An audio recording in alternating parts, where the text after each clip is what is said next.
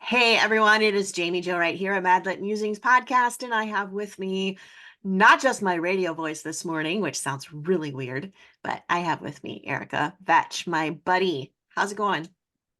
It's going great. Good, Going great. good. Erica and I have this thing when we meet in person that we're not really huggy people, so we just kind of Mhm. like fist bump it, Yeah, and it works. Works really well yeah. for us.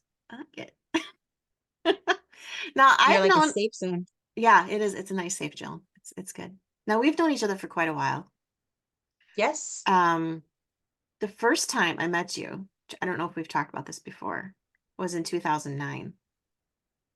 that's going back a few. It's going back quite a few.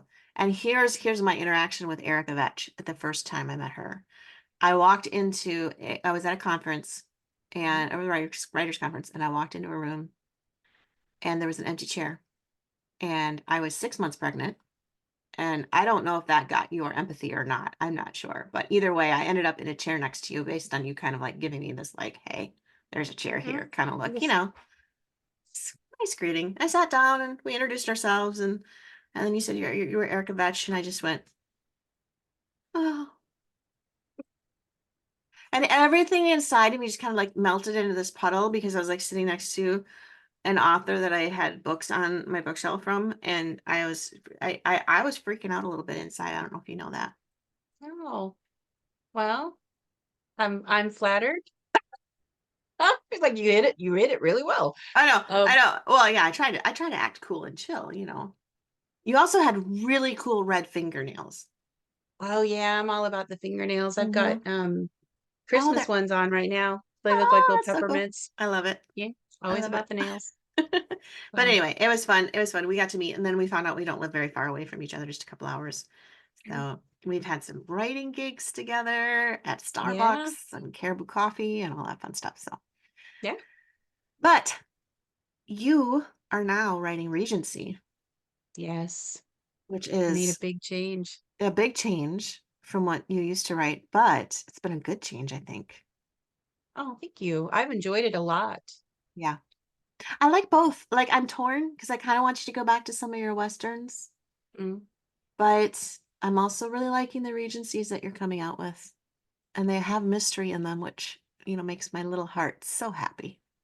Yeah, but that writing mystery is the hardest thing I've ever done. Is it really? It really is.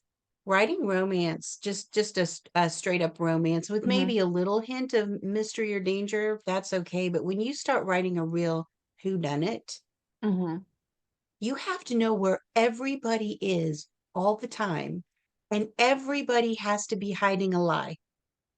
This is true. Yeah, everyone's got a secret, and you have to know what it is. Mhm. It's like one big confusing game of Clue. Yeah, what I wish was that writers today we could get away with the sort of Agatha Christie twist at the end, Hmm. where Poirot comes out and he's got a bit of information that nowhere is explained or even alluded to in the book, and he just Right. drops it, and we're all like, "Oh, he's amazing," you know. Um, you can't do that now. You have to play fair with the reader so that when they go back and reread the story, Hmm. they can find where the possibility of the clue Right. was mentioned at the very least. And Right. um, I found that really challenging. It is challenging. You're not wrong. And the whole thing with like that Agatha Christie element is now in like for her that was writing genius, right? Hmm. But if we do it now, it's a writer's cop out. Like, oh, Yeah, you just yeah, threw that in there it's so you could finish the mystery. yeah. You've been sitting on that information. Hmm. If I had that information, I could have solved this on page two. Right. We're not really allowed to do that. So, No. um, Agatha still a writing genius, Yes, um, but things have changed you're not with wrong. how mysteries are supposed to be presented. You're not wrong. Um, But okay, so this is the book that you have out right now is Children of the Shadows. Children of the Shadows. All right. No copy of it there. Which is book three in a Book three. Thorndike and Swan mystery. Am I correct? Yes, Okay. Thorndike and Swan Regency Mysteries. I like it. I like it. So tell us a little bit about it and even like the trilogy as a whole. The trilogy is actually it was meant to be in about 2009 when I was Mhm. thinking up story ideas. It was meant to be set in Gilded Age New York. Really? Yes. Do But when tell I me made more. this, well, I made the switch to writing Regencies with Kriegel, and they said, "Well, okay, what's next from you? Okay. What do you have?" And I said, "I have this story idea. What if this young woman came home from finishing school to Mhm, find that she comes from a long line of agents for the government, mhm. right? And she gets to choose, are you going to follow in the family business or are you going to not?" And they said, "That sounds great. Can you put it in the Regency?" I was like, "Oh, well, some things will need to change." Just a But little. yes, I can do that. So that's where Thorndike and Swan got its start, Okay. was way back when. Interesting. Um, yeah.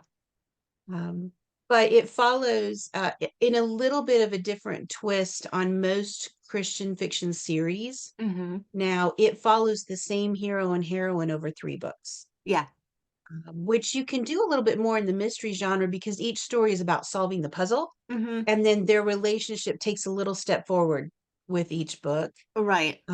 rather than having the books either related by a location or by a Hmm. family, and Hmm. each book has a different hero and heroine. Hmm. And so readers have been they've been very receptive to that. Yeah.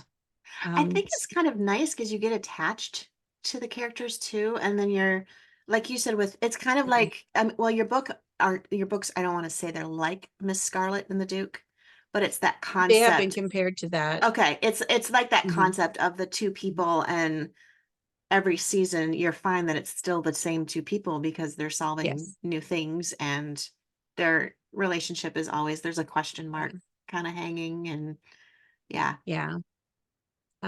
Fortunately, but with doing a 3 book series, you kind of there's to me it feels a little bit more organic and realistic to a relationship, Hmm. because sometimes Yeah. it's like, well, they, meet, fall in love, get married in a 3-week period, Right. because you're covering one book.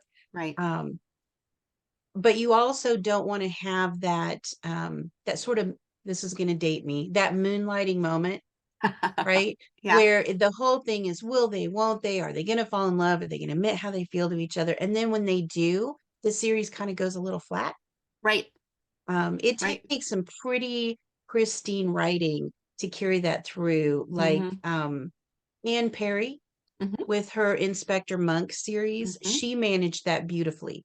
They Yeah. finally, from squabbling cats, get to a place where they are in love and they're married, and the mysteries continue successfully. Hmm. And I think you can do that more with a mystery series, just because each book is a bit episodic, Right. because you're just solving the puzzle. Right. And they don't have to make these giant leaps in their relationship. Hmm. Absolutely. Absolutely. So you were coming up with this idea. It was supposed to be the Gilded Age then, and now we're in the Mhm. Regency era. What made you do the switch to the Regency era? From not just with this book, but like from your books prior. Like if people look up your backlist, there's a lot of Western and Yep. A historical. lot of westward expansion up Yes. through, I think, World War I is the most Mm-hmm. recent that I wrote. I was invited by Barber in one of their novella collections to write a Regency, Okay. and I've always enjoyed reading Regency. Mm-hmm. Um, but I also was feeling a little tapped out on cowboy stories. Mm-hmm. I was looking for a new frontier, and because I am a history geek, Yeah. I'm all about the history. This behind me is just my Regency research books, right? My cowboy books are over on the other wall. These are just Wow. Regency. I can't get enough of historical research. I Okay. was looking for something that would really challenge me research wise. And I felt like I had 2 paths that I could go down. Mm-hmm. One was Civil War, Mm. right? Mm-hmm. If you want to write Civil War, you have to know your stuff, Yes. because there are a lot of Civil War experts out there. Yes. And I love the Civil War. It would fit um more what my brand was at the time. Mm-hmm. But we were also delving into um maybe a more delicate Mm-hmm. readership when it comes to the Civil War, Mm-hmm. right? There were a lot of issues that were coming up in today's society that could make that more risky. Right. right? How Right. could I truly write about maybe it being an enslaved person in the Hmm. South in a book when Hmm. clearly I'm not experiencing any of that in my life? Correct. And so, Right. I, as much as I loved it, I felt like maybe it now wasn't the time for me to launch myself into that. Right. Right. And the other was Regency. And I went to my dear Minnesota fellow writer friend, Julie Clausen, and I said, I'm thinking about jumping into the Regency. Do you have any advice? And she said, get your research right, Yeah. because Regency readers are very loyal and they're very knowledgeable and they are very passionate. Mm. So if you take some literary license because you didn't do your homework, they're going to let you know. Gonna call you out. Um, so I was like, well, okay, if the call is to do research, I'm there, right? Yeah, I know, because Um, that's like telling a mountain climber to go climb a mountain. yeah, Like, and it's just oh, like, you tell me, I'm like, ugh. And they're like, yes, yeah, I'm like, let's go. I'm in. Okay. Yeah. So jumping into the Regency, one of the things that I have found is my friend is well, actually two things, and they both came from fellow writer friends' advice. One is the author note. Mm, So in the back of my books, I have an author note, and in the Thorndike and Swan series, I have a Bow Street investigator, the first right. Metropolitan Police Force. Hmm. In my author note, I mention I accelerate the abilities of the Bow Street runners for the sake of the story, Mm, right? They hmm. did not have as much capability as I give them in the story. But Hmm. if I wrote it the way that it was, you would think they were Keystone cops. Right. They had very little authority, and there were six men to cover basically all of England, Yeah. right? Yeah. Um, the other thing is, I put a bibliography in the backs of my books now. I like that. I really If like you're that. interested in the topics that are in the book, here are some books you might enjoy. Yes. Since I've started putting that in the backs of my books, I have not had one reviewer say, well, clearly she never does any research. Ooh.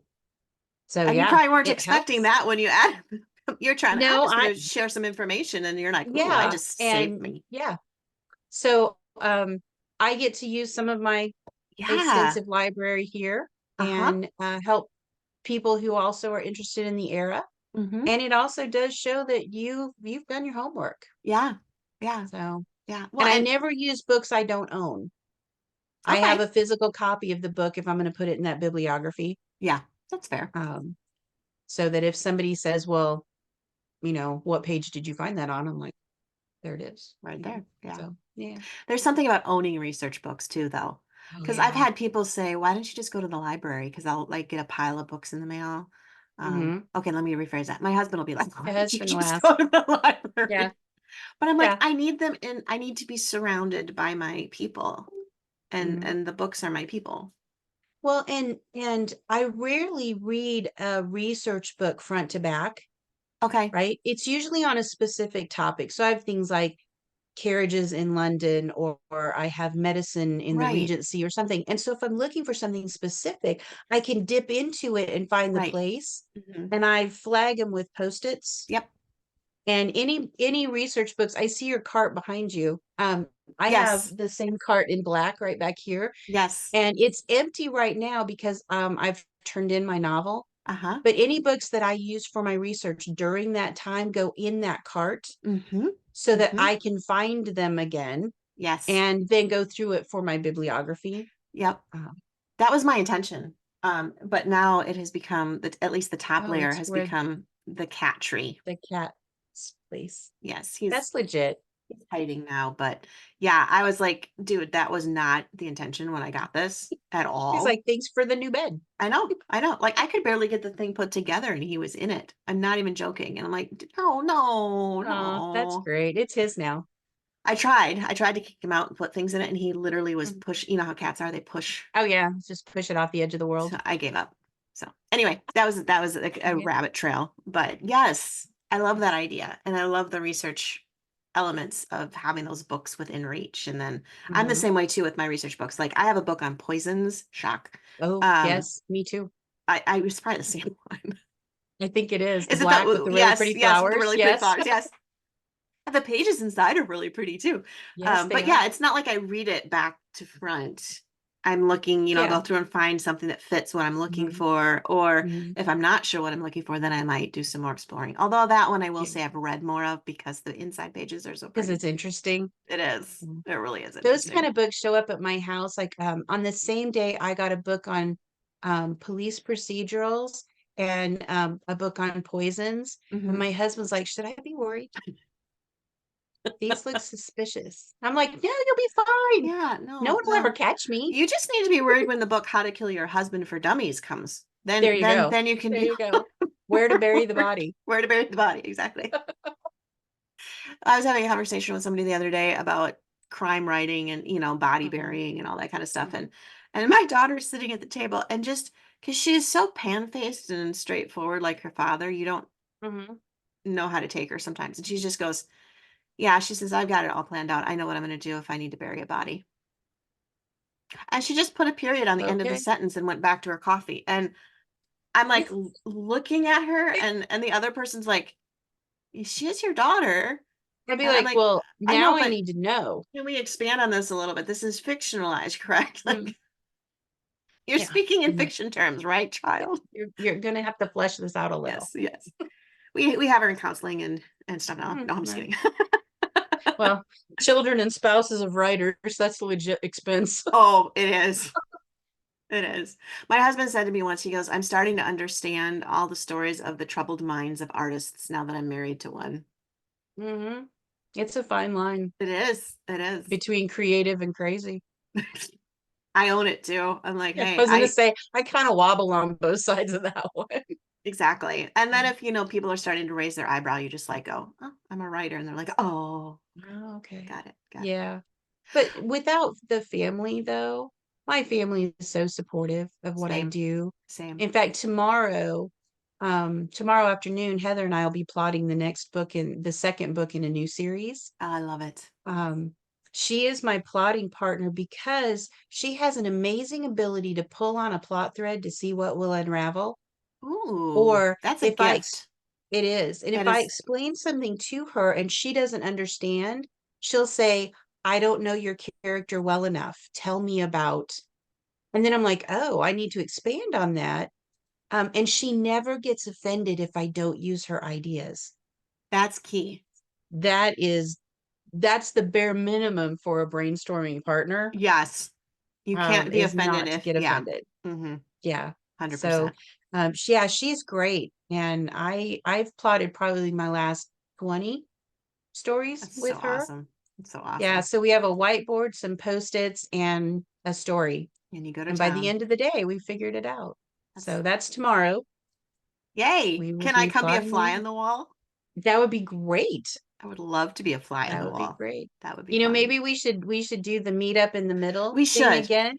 You bring Chloe, I'll bring Heather, and Perfect. we can plot novels. That would be really fun. And Chloe can tell me how she's going to bury that body. Yeah. Oh, and she'll tell you. She's got it all planned out. It's kind of creepy. I'm like, Maybe she's going to be a television crime show writer someday. either that or a detective or something. I mean, she's that Yeah. personality type where she's not the creative that's going to write, but Mm. she's going to dig because she's Oh. intrigued, if that makes Well, there sense. you go. Maybe Yeah, she's a budding detective. she could be. I'm all right with that. Well, That'll be that would be fun. cool. All right. So, Children of the Shadows, though, why Mhm. is it called Children of the Shadows? Are there children hiding in the shadows? There are children that are being abducted, actually, Oh, street children, off the streets of London. okay. Sadly, at this point in London's history, there were a lot of indigent children, Yeah. orphan and indigent children, and they were making their living with jobs such as crossing sweepers, Mm, bird seed sales, matchstick girls, Matchstick Girls. Yeah. um, chimney sweeps, pub boys. So they Oh, would work at an inn or a pub, and they were the errand boy. They would yeah. shine the patrons' boots and have them outside their door. Um, Mm, just wherever they could make a living, they tended to um, sort of Oliver Twist like hmm. form gangs for their own protection and to form their own families. Yeah. But the sad thing too was if one of them went missing, nobody really noticed or cared. Hmm. And so bringing that, the plight of these kids to Yeah. life in this story, um, and those who did care, trying to help them, Awesome. is a core part of the story. Yeah. That's good. That's always a hard part of that era in history. But it's interesting too because it really sort of brings an awareness like every generation Yeah. has had situations with children that are just Mhm. floundering, homeless, Yeah. unwanted, Or etc. just any, there's every era, a generation and locale has people at risk. Yeah, absolutely. Yeah, So, yeah. So children go missing, and then I'm assuming our beautiful heroine and handsome detective decide to, or Bow Street Runner, sorry, yeah. decide to go in and figure out where they're going. Yeah, and their missions are sort of intertwined because our hero is trying to solve a murder, Ah, okay. and what they find is that the missing street children and his murder have some connection. Okay. I like that. So, Ooh, ooh. I'm still yeah, working on book one. I now I have to read it faster to get to this one. So I have one in yeah, the middle. Actually, I don't want to read it faster though, because I love to just like, I don't know, digest it. That sounds gross, you but kind I of just savor like to, things. yes, savor. That's the best. Yes, Savor sounds a little better than savor's a little better. digesting. Aren't you glad we get to edit our work? Yes, yes. I'm very glad we get to edit our work. Probably one of the biggest challenges, in addition to writing a mystery, Hmm. is that though this is the third book in the Thorndike and Swan mystery series, Hmm. all of my Regency stories they take place, I call it the Haverly universe. Okay. It takes place in the same group of people. Ah. And so we have characters that are reoccurring from my first book, The Lost Hmm. Lieutenant. Hmm. So we're now, this is Children of the Shadows is book 7. I've written Okay. book 8. I'm going to be plotting book 9. Book 10 will be coming. And then there's a novella collection. Oh, And fun. then I believe another 3-book series after that. And they will all be sort of spin-offs Got it. of one another. So I have the largest story compendium you've ever seen. Yeah, I would It is say. it's a searchable database. Yeah. But what's really fun is I had a dressmaker's shop in um, the second book, The Okay. Gentleman's Spy. And in the book that I just turned in, I needed the heroine of that book to go to a dressmaker shop, Hmm. and I brought it back around to that same one. So I what love it. it makes it feel like more of a real Oh, world, yeah. because you shop at the same grocery store and Right. visit the Right. same bookstore and things like that. Hmm. But it also gives these little Easter eggs Yeah. to reward faithful readers. Hmm. Hmm. And then I'm not trying to create an entire new world with each book. Right. Right. But you do have to track those details. Yes. Yes. So I have a in the industry, sometimes it's called a story Bible, but I Hmm. am not a fan of that term. No. Um, so I call mine either the story index or a story compendium when I'm feeling fancy. I was gonna say compendium is a big word. I was Yeah. gonna cha-ching Um, that. but I track every scene. I put a summary of every scene. Okay. And then the next page is characters, the first page that they appear on, Oh, and then a okay. character description, and then maybe what books that they're going to show up in. And Wow. then I have a page of, I call them utility characters because in the Regency, you have a lot of unnamed Hmm. characters. So you have footmen and you have pages and you have Right. ladies' maids and you have coachmen and things like that. And if they get a name in another book, Okay. or I can go back and say, yes, I did have a butler, Hmm. in this house, and he was described as, old with white hair. Well, he needs to be consistent. Right. I have a page of objects, which got a real workout with the debutante's code because Oh, of all of yeah. the artwork pieces. Right. Trying to keep track of those. I have a page of animals. So I have horses, dogs, all of that. It's a lot to track. No Um, kidding. but but having a searchable database, I can go back and I'm Yeah. like, okay, how old was this baby when I wrote this book? And what age will Oh, he be in this book? I didn't even think about that because yeah, you got Yeah. characters aging. Oh, Yes. jeez. I know. And this is why I don't write what you write because my brain would explode. Well, I wish that I would have started it with the first book, this compendium. Oh, Um, okay. so actually, this last summer, Heather helped me update it. I had style Okay. sheets for each book, Right. that I would turn in with my edits, Mm-hmm. just to help out the editor. Mm-hmm. But I had not compiled them all in one place.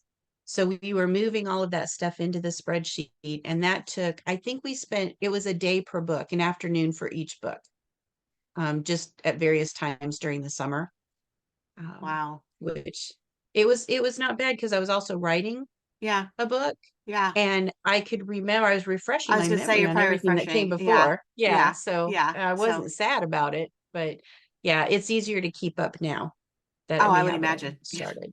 Having to So go back, yeah. and I had a reader who gloriously jumped up to help me because I realized I needed something that listed all the names that I've used in Mm, books. yes. Because you start realizing after 10 books that what names have I used? What haven't I used? Well, I'm finding that difficult in the Regency period because it was such a short period of time, and because Mhm. the aristocracy, which I'm mostly writing about, was quite small. Right. There are so many Janes and Annes and Charlottes and Marys. And They did Elizabeth's. not, yeah, they did not Yes. venture out much when it came to names. No. So I'm using them all at least Multiple once. times. Yes. So, Oh, and then you can start using combinations. Mary Elizabeth, mhm. Mary Jane, Mary um, Charlotte. yes, yes, Beatrice. absolutely. Beatrice, I think, is another one, isn't it? If it's not, it should Yes, be. Okay. yes. I'm not I sure haven't why used that. that one yet, but There you it's go. entirely possible it's coming. All right. Well, yeah, exactly. When you've got a Yeah. limited amount. Yeah, it'd be kind of weird if you use like, Nevea or something. But Yeah, you can't use an no, anachronistic name, but the men are no different. William, Charles, George, and Henry. you're so right. They were naming them all of, Were they just like all the not same. interested in names, or was it just because the names had specific ties to royalty and all the different A aristocracy? lot it was continuing the aristocratic line, Okay. right? Because the Right. heir, they would name them, give them a family name. That makes So sense. yeah, Makes sense. All right. and they were fashionable names. You don't get a lot of Skylers in the regions. No Sierras. No Sierra. Uh, Nope. well, You can find Chloe, but you can't oh. find Heather. Mm. Which is interesting Yeah. because Heather would seem very English to me, Yeah, but at the or time it was a Celtic. weed. So, yeah, Well, there you a bit go like then. naming your child Sunflower, Or dandelion. There's a new one Dandelion. for you. Yeah, there you go. Oh, I should do that in one of my books. That'd really mess people up. That would Dandelion. be great.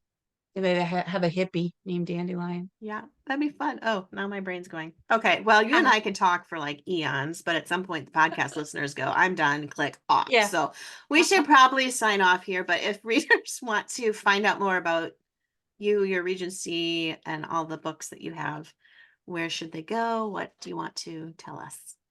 You can find me at ericavetch.com, where I'll have all the latest books. There is also a printable download of my book list going Okay. back to the beginning. Mm-hmm.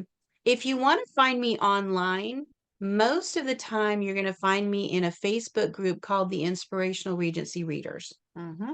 And that is a group that is focused on inspirational and clean Regency reads. We talk about tea and Jane Austen, and we get up to a lot of fun. There's at least one post every day, Yeah. and that is in cooperation with authors Michelle Greep and Julie Clausen. Mm-hmm.